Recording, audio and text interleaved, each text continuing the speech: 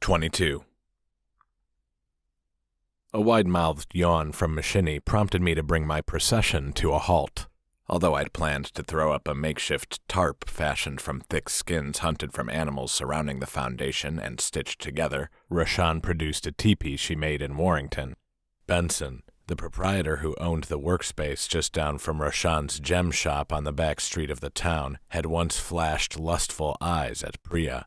My mood darkened as I imagined him checking out Rashan's physical attributes while she used his space, but I kept my mouth shut.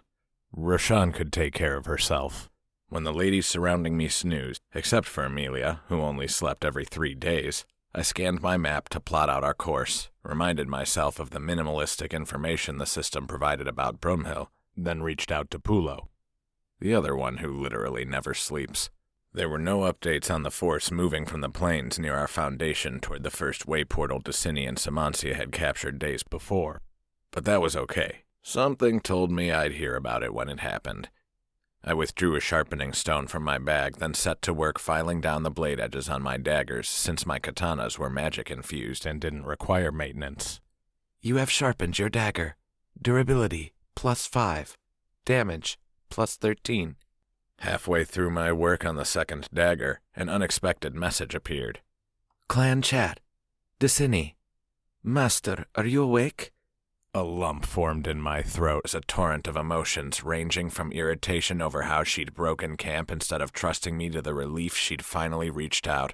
I let a few beats pass to collect myself, as if she stood in front of me. Gemini. Yes, dear. Are you safe? Safe is a relative term in these wilds. I checked my map and see you are with my sister and Rashan in the forest down there. I didn't expect this. The elves ran into problems in Greycutter. We liberated it and are heading south to Brumhill. Then I plan to meet with Zara. I don't envy you having that conversation with the matron. Although I could have asked her if that was why she decided not to accompany me. I knew better, and it would have been petty. Dicini was the picture of loyalty. And whether I liked her choice or not, her exodus was proof of it. But I mourned in advance what would happen when she discovered how powerless she was in Priya's case. Well, if I've learned anything, it's that sometimes we need to learn our lessons for ourselves. Gemini. I'm not looking forward to it either. Dicini.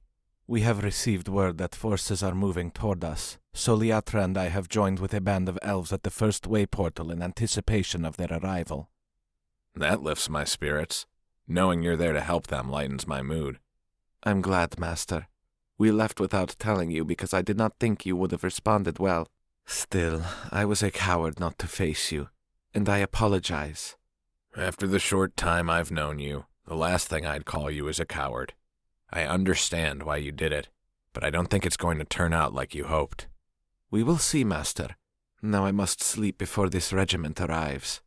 Good idea. Keep me in the loop. I will, Master. Although the chat left me a bit less encumbered by her decision, I still worried. I guess that was normal, but that didn't make it any easier to be away from my tank, especially when I would have to assume the role. An idea followed that thought, so I slipped out of the teepee, glanced around, then spied Amelia down the beach. This time her elven ears heard me over the crashing waves, and I figured it had something to do with my crunching twigs and stones instead of treading through sand. She jogged over. Finished reading? No, but we have more pressing matters. Feel like a little combat practice? You mean against each other? Her face morphed from curiosity to intrigue. Are you desirous of a beating? You think I'd be that easy, huh? Maybe. She grinned, then let it slip away and narrowed her eyes. And maybe not. Is this about tanking in Dicini's absence? I nodded. Fine. We will duel, but I have conditions. Like what? She pressed a finger to my breastbone. First, you listen. With the experience you've had all your life, I'd be a fool not to. Second, you share a listing of your skills before we even start. I don't know the extent of your combat abilities, since your class is only available to you. I know the goddess only allows you to share certain information about it with us worldly types, but if you can show me the gist of your skills, we can figure it out. Cool relief, or maybe it was the cross breeze channeling between forests on either side, washed over me. I brought up my character sheet, then drilled down on my class skills. Shogun. Roll. DPS. Secondary role. Off tank. Available only to players and NPCs born on the eastern continents of Lao, Shang, and Prin. These warriors wield magic-infused katana with edges that never need to be sharpened. Samurai roles are determined by combat stances. Samurai stances. Hashi. DPS. Boruda. Off tank. Primary attribute. Dexterity or strength, depending on chosen role. Hashi, use dexterity. Boruda, use strength. Samurai primary attribute swap when they change stances. Attribute bonuses. Hashi, plus 25% resistance to ranged attacks. Boruda, plus 25% resistance to melee attacks. Secondary attribute. Constitution. Special abilities. Hedo Head Slice. Yokogiri, Side Cut. Senpu, Whirlwind. Esushirudo, Ice Shield. Hono no Aura, Flame Aura. Nukitsuke, Intimidating Stance, Fear Effect. Plus abilities learned from class trainers every 5 levels. Ability pools. Unlike other classes, samurai cycle their abilities via 4 smaller ability pools. Chikyu, when using abilities powered by earth magic. Kaze, when using abilities powered by air magic. Kasai, when using abilities powered by fire magic. Mizu, when using abilities powered by water magic. By using skills in specific orders, samurai can learn deadly combinations that increase the power of their strikes, heal themselves and allies, or boost party attributes for short periods. Spirit ability, Saving Grace. Any attack that would usually render you KO'd will instead heal you for 50% of your total health and remove all poison, curses, or other detrimental effects. Can only occur once every 24 hours. You will receive a second spirit ability at level 50. Although the system wouldn't allow the sharing of the word players, it adjusted the verbiage, then sent the text to Amelia when I swiped the air in front of me. Good. She plopped down on a fallen tree trunk, then read, Okay. An outsider watching how quickly she scanned the information might have thought the elf was a prodigy. Hell, she had been. Interesting. It must be a challenge to balance all these resource pools. Giles became frustrated with me on many occasions. Do you feel like you have a grasp on them now? I manage, but could probably do better. I try to shift my abilities around because the elemental charges are built from different pools, and when I combine them in the right order, they activate offensive and defensive abilities. Although it's rare, I've learned new effects just by mixing them up in different ways. Well, that's stupid. I flinched. Why? Because when you're in combat, you should be drawing from experience, from your training. Not trying to learn new things as an enemy tries to separate your head from your torso. I don't mean to question Prince Giles, but we will do better. It's not on Giles. We've only had so much time to practice. It's been weeks. Now it makes sense. He probably gives you the basics so you'll thrive long enough to complete whatever your current mission is. She clapped her hands to her quads, then rose. I think we have what we need. I rose. Duel time? You weren't listening. She thrust one hand toward a thicket of saplings. First, we learn. Then we apply that knowledge. We start with offense. I recalled Dicini attacking trees as we traveled north from Broomhill the day after we'd met. Priya casting spells that devastated wooden targets Giles had constructed in a grassy clearing near a back alley in Broomhill. Maybe I should have spent more time when the Foundation slept, putting my skills to use against the target dummies outside the barracks. Ready? I drew both katanas. Yep.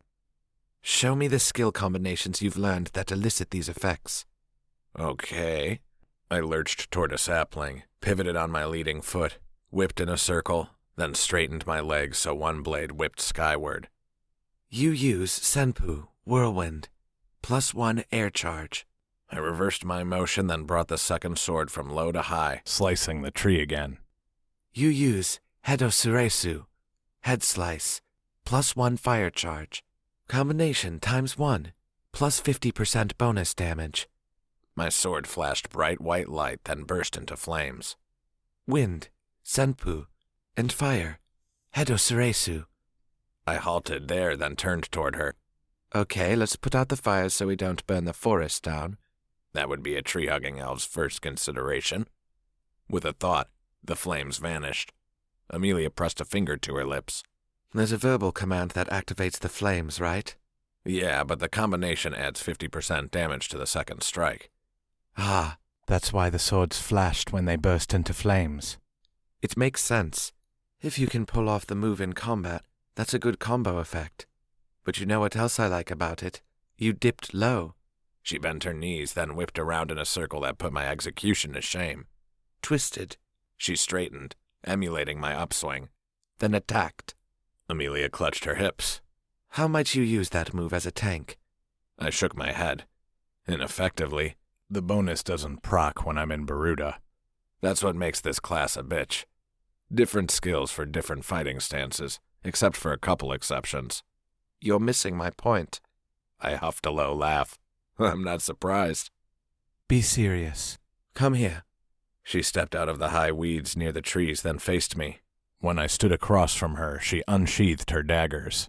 If I attacked you like so, One dagger moved in slow motion as she brought it in an arc, swinging from left to right toward my temple. you could dip, pivot in the opposite direction of my attack, then execute a devastating strike that would slice in a straight line up my back and through my shoulder blade. When you execute the cross swing, I'll be lucky to have a head. Oh, evasion. She nodded with no small amount of enthusiasm. Exactly. Just as valuable as armor to a tank. But without the procs, I'll do less damage. No, She knuckled my forehead. you haven't been reading your own skill information. There's no cooldown on your stances. Her words reverberated in my mind, and I sensed I was missing something, like it just hadn't quite processed. To her credit, Amelia waited for me to figure it out. I'd just started wondering if my turmoil about a missing family member from my party was stanching my intellectual flow when the obvious hit me. Shit. If I'm in Baruda stance when you attack, I can switch to Hashi and fuck you up. Her chin bobbed. Fucking A, as you like to say. And not only that, but when you switch stances, your strength changes back to dexterity. Which means you'll do more damage and still enjoy the bonus combination damage of 50%. She folded her arms across her torso, then paced in circles around me. A few problems we need to overcome. First, you haven't used your tanking stance enough to discover combinations, assuming there are any. You haven't learned to switch stances effectively, but that's because you don't use the off-tank stance with Destiny constantly at your side. All true. Show me another skill you have learned. Still brain-clouded and wondering if I needed a few points in intelligence, I brought up the Skills tab, then located an ability not included in Amelia's printout of the class information I'd received at level 20 because I'd learned it after. Inazuma, lightning. You swing your sword in a low to high arc on your left. To fire a lightning bolt, stunning an enemy of equal or lower level for up to 5 seconds.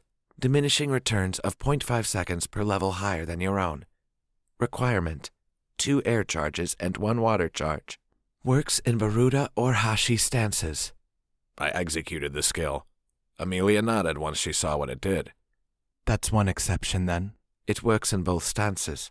Are you comfortable with the motion, or should we cast lightning at the trees? I'm good.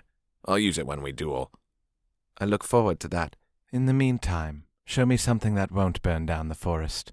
I twisted my lips to one side, then recalled an opener I sometimes used. Focused on a thicker tree, I worked my fingers around the hilt wraps on the sword to secure my grip, then executed a spinning backswing. I repeated the motion, but when I came around the second time, I shifted onto my front foot, then stabbed the tips of both blades into the trunk. You execute Senpu. +1 air charge. You execute Senpu. +1 air charge. You execute Esushirudo. +1 water charge. A blue aura erupted to form a barrier in the shape of my body. Air Senpu. plus air Senpu plus water Esushirudo equals ice shield. Amelia gasped. That's from your DPS stance? I nodded. It's called Ice Shield. Duration? It lasts 15 seconds. Damage mitigation? 30% of my total health. Cooldown? 1 minute. So, you can cast every 45 seconds. That will save you a lot of pain, assuming your enemies don't cause burst damage exceeding that amount. And we can use a constitution potion to boost the effect so you can take even more damage without losing the shield. She pumped a fist. Nice. Now, change stances before its timer expires. I switched to Boruda. Amelia grinned. What? I asked. The shield is still there. If you use Ice Shield, then switch stances, your defense goes up. What a great combo. She paused. But I need you to do a few more repetitions. This time, ensure your pivot foot is best positioned to maintain balance when you spin. The first turn was adequate, but your balance faltered with the second. And that affected how long it took you to right yourself before you stabbed. If you do it that way in battle against enemies of our level, they'll just kick your leg so you flop onto your backside. That wouldn't do. I didn't realize I was clumsy, but now that you mention it, I don't suppose it felt smooth either. If I'd known a few more repetitions would span half an hour, I might have reserved more energy. Although my stamina stat was much higher from running regularly with Destiny, it still wasn't capped for my level. When Amelia ordered me to spin 5 times in a row to nail down my foot positioning and ensure balance, I ran out of breath. Time to start running again, Shenhua. We worked on my skills. Then Amelia put me to task on implementing different, less comfortable combinations. It was like she'd read my mind and knew that, although I used various combinations and responded adequate to incoming attacks, I tended toward strikes that felt good. Her underlying message was obvious, but she said it aloud. Learn every combination you can. Practice until there's second nature. Then you'll be less concerned with what feels right. And more likely to perform combinations appropriate for a given situation. If you want to defend the rest of us, this is mandatory. Agreed. Dual time? Huh. No. I've noticed something else about your skills and we need to address it. What's that? No provocation skill. No way to deter enemy aggression when I put an arrow in one's back. I guess that's why it's an off-tank class. She shook her head in several sweeping motions. Every class works as the goddess designs it. A Minister of Defense in New Nin is a city guardian, a specialized class that only commanders of high rank and level can obtain. Although he's a tank, he has no provoke skill. Instead, he uses combinations that elicit ethereal, elemental reactions like you. These effects cause enemy animosity. So instead of dueling, I'm going to execute different combinations in Boruda stance until we nail down some shit that causes enmity. Correct. Amelia made notes while I did all the work. By the time the sun threatened the horizon in a green glow, I'd learned 3 new effects that suited our purpose, and 5 in all. She swept her notes to me, and I reviewed the motions. Then I brought up my combat log, which thankfully recorded relevant information even when I battled trees. Since I knew which strikes elicited what elemental charges, I narrowed down the language with a few filters so I could focus on the right info. Earth plus air plus air equals rising stone. Slivers of stone burst from the ground surrounding your enemy, causing 175% weapon damage. Damage doubled when dual wielding. Additional effect. Target enmity increased by 100%. Boruda stance required. I depleted my resource pools several times during the workout, but eventually learned how to use different combinations drawing from separate pools to keep them balanced. When I used Yokogiri twice and chopped off 30% of the Chikyu Earth pool per strike, I mixed in Senpu twice and pulled 70% out of my Haze Air pool. It was all about balancing the resource usage and recovery. One of the combinations I used in attack stance also created group animosity because it caused damage to multiple enemies. Air plus air plus air equals typhoon.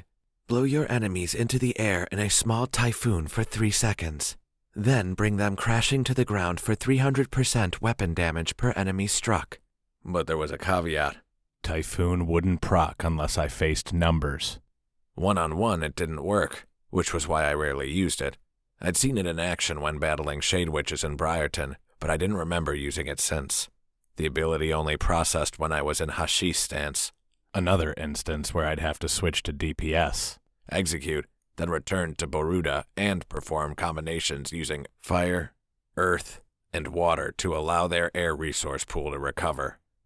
When I mentioned it to Amelia, she answered as if she'd expected the query and formulated a response in advance. This is why we should wait until everyone's awake. Then have you duel the three of us with Roshan on your team. If you can keep Tsumi, Mishini, and me from attacking Roshan, then you'll pass the trial. Trial? Oh yes. I'm making many notes as we go. I will make a tank of you yet. I stepped forward, then clasped her hands. They tensed at first. Then she returned the grasp. Thank you, Amelia. You're a good friend and a fine teacher. To my surprise, her cheeks filled with color, and she pulled away. When she turned toward the tent, she muttered something about how it only benefits her to help me, but I knew better. A few minutes later, when she'd roused the others, the sun transitioned and cast her blonde-topped silhouette in a fiery glow. Watching as the other three yawned, stretched, and greeted the morning, I once again counted myself the luckiest bastard in Enora. Despite my challenges.